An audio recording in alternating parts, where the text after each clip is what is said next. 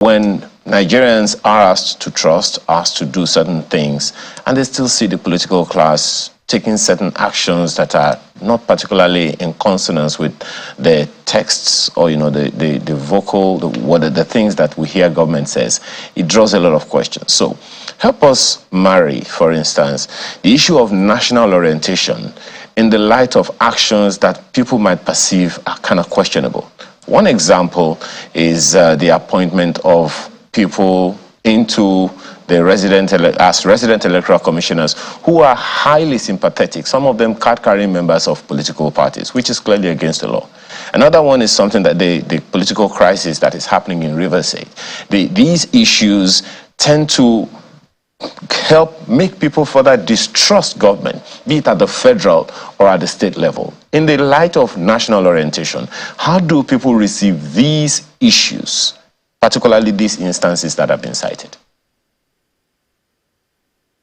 Well, you talked about first the appointment of resident electoral commissioners. I know that a government's desire is to have credible people in critical places like the election management body.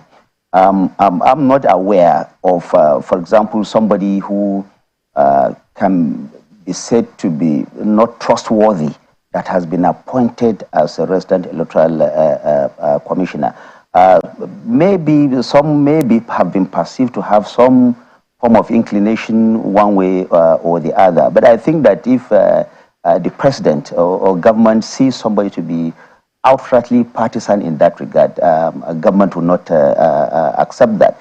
Your second point about the issue of Rivers, I've been asked this question only yesterday at the State House after the Federal Executive Council meeting. And I said the Rivers issue is a political issue coming out of Rivers State.